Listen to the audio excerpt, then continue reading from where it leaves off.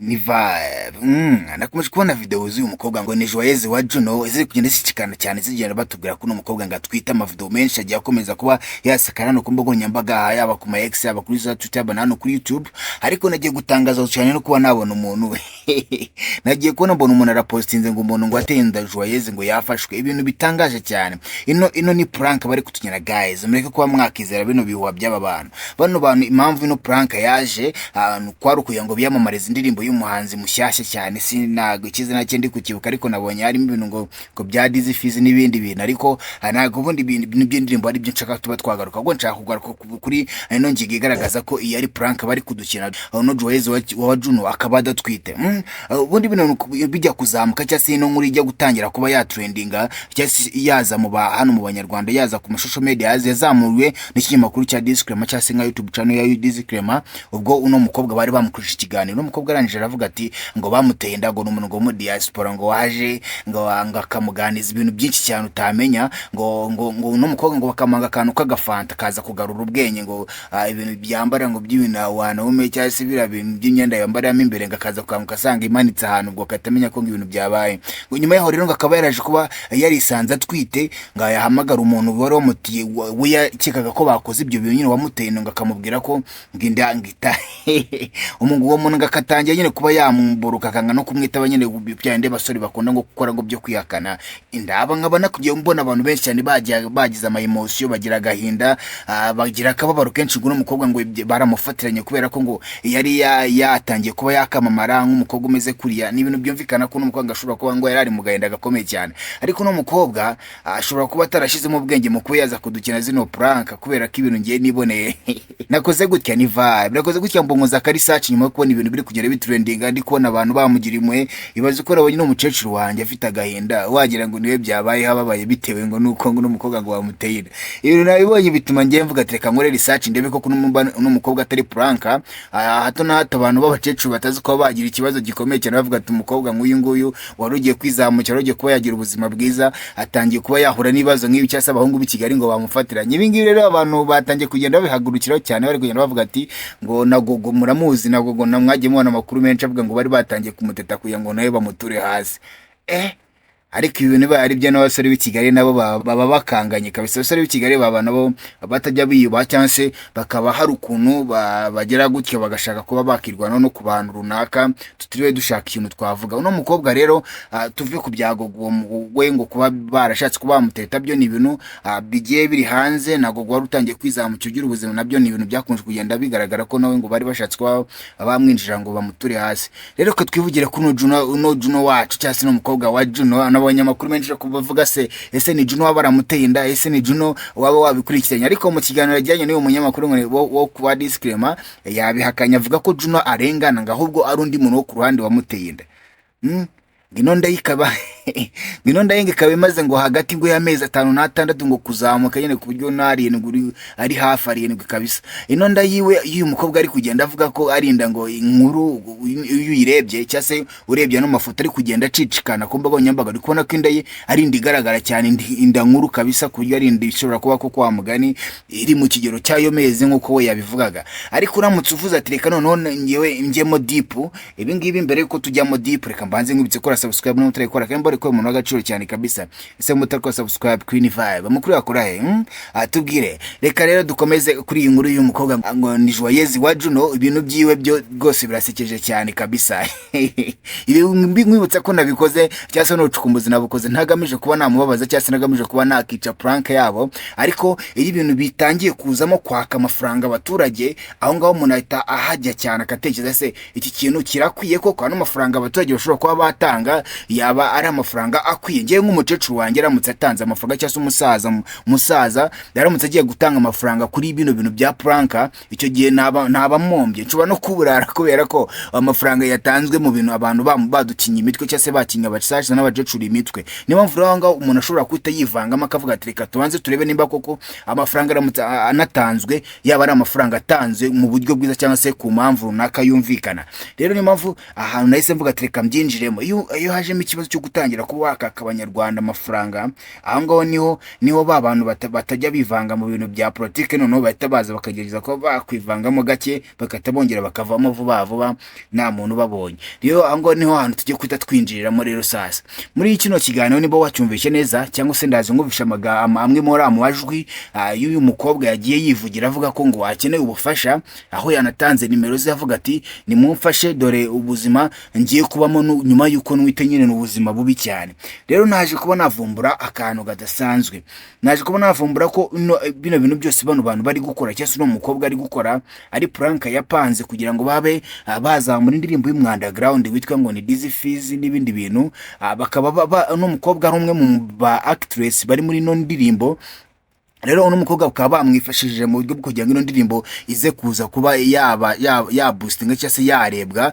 Ibyo bintu bya prank byo turabizwi bisanzwe bibaho, ni n'ibintu twara niyakire. Ama prank ni ibintu bibaho cyane, ariko ikibazo nuko prank iyo itangiye kuza yivangamo ibindi bintu by'amafaranga cyangwa se by'ubwesukoro by'ubujuru kuno, icyo gihe prank ibatangiye gupfa. Ariko ama prank yo akuba yakorwa byo nta n'ikibazo kibamo, nta nubwo prank ari icyaha. Sinzi nimba mwarigeze kumva ikiganiro umuvugizi wa polisi ubwo yigeze kubigaruka avuga ati hari igihe bajya gufata nk'abantu runaka bagerayo bagasanga bakababwira ati yari prank, ibintu mwabonye ku mbuga nkoranyambaga biriya byose yari prank twari twakinye. Rero prank zisa nkaho zemewe muri make, ariko ikibi nuko uzikora ukatangira kuzikora mu buryo butari bwiza. Bano bantu rero ino prank yabishobora kuba yaje kuba yakorwa mu buryo butari bwiza, yakozwe yagombaga kuba yakorwa, ariko ubwo batangiye kuzanamo amafazi yo kuba bakiba amafaranga, aho ngaho ibyo bintu bayitangira kuba bindi. Rero naje kuba nasetswa cyane n'umuntu naje ko nasetswa cyane n'umuntu washize video kuri YouTube, ari umuntu watinde Joyeuse wa Juno ngo yafashwe ngo yagiye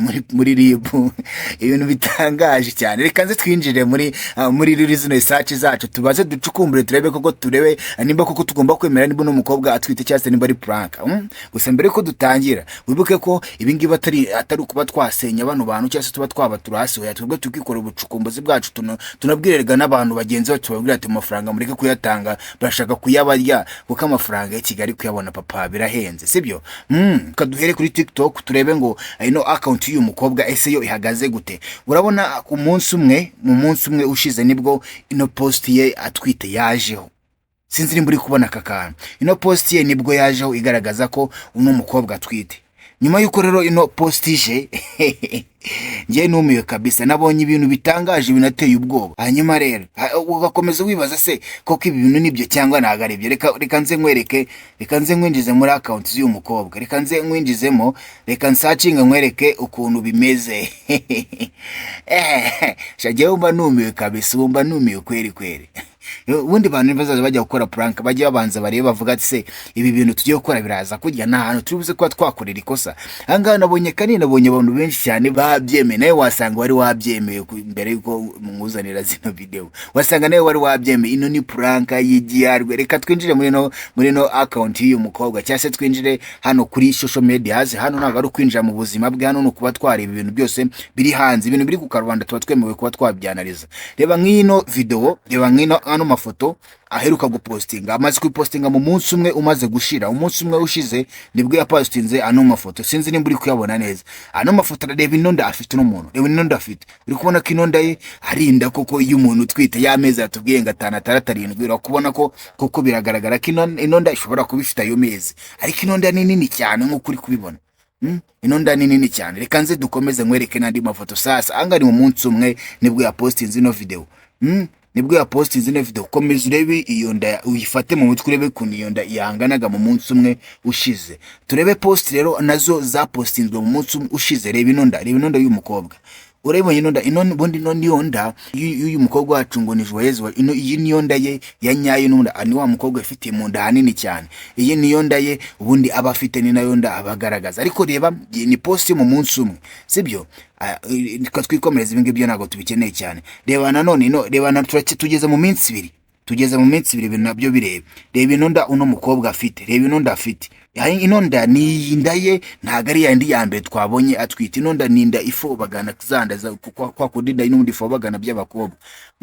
ino nda ni inda ye. Reka dukomeze nkwereke, ngende nkunyuzamo hano, ugende nkwereka ati burya ki ubu ngiye mba numiwe kabisa. Ngende reba, ngo reba iyi nda, reba ino nda. Iyi ni inda ubundi y'uyu mukobwa niko ingana n'igihe wahereye umubona, nuza gutekereza ugasubira inyuma uraza ko wari wabona ko inda ye yagumye ingana gutya no mu gihe cyose gishize.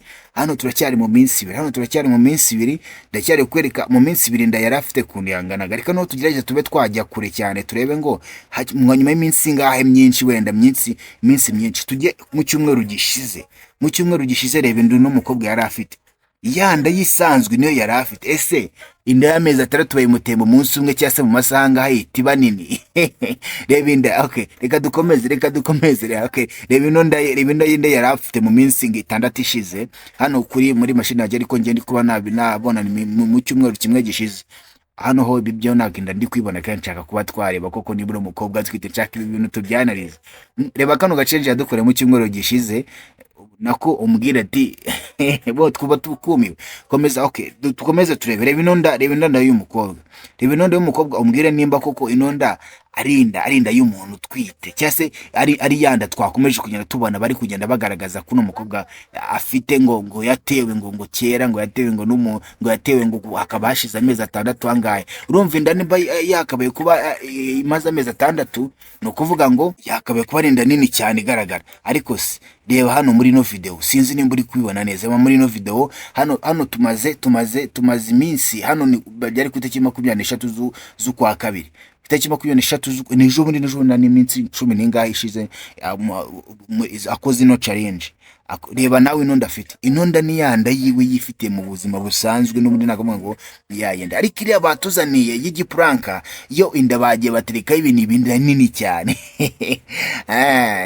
Reba inonda nawe utubwire nimba koko uri kubona ari inda y'umuntu utwite kabisa, utubwire. Mbere ko dukomeza, reka nkubwira akantu. Dushobora kuba wareba bino bintu byenda no mafoto ndi kugenda nkwereka, cyangwa no video y'uyu mukobwa ndi kugenda nkwereka, ukatuvuga ngo wapi, ngo umuntu ashobora no kugira ngo inda ngo cyangwa se ngo kumurwanya. Oya, ntago turi kumurwanya, twe turi kuba twanariza kugira ngo abantu bataza no kuba batanga n'amafaranga yabo ku bintu bitari ibyanya bisose, kuba baza kuba basohora amafaranga yabo bazi ngo bari gufasha umuntu, kandi ari igiprank yabakinyi wenda kugira ngo abashe kuba yakibona amafaranga yo gusohoka cyangwa se yo kujya ku mazi.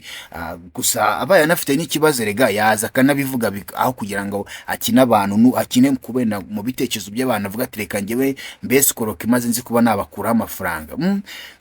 None ushobora kuba watekereza ukavuga ati se ati reka kumurwanya, ati zino video ashobora kuba ngo yagiye azipostinga. Ari ukuntu ngo abakobwa bura bapostinga video, akaba wenda ngo yarafashe video za kera akaba ariza gapostinga, ariko ngo ubusanzwe ngo nyirizi natwite. Oya, impamvu ibyo bintu tugomba kuba twabyikuramo, tukavuga ati ngizi ni posting ngo nshyashya, ngo mbona ko ni post zishaje, ngo ye wenda ya postinze vuba.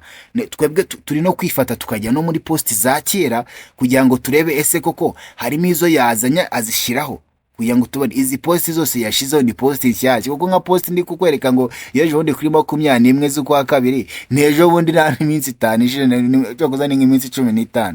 Nese 15 nimba umukobwa yarapostinze video ameze neza, kandi zino video hari n'amakuru nifiti yaturuka nuko ngo zino video hari nshyashya kabisa.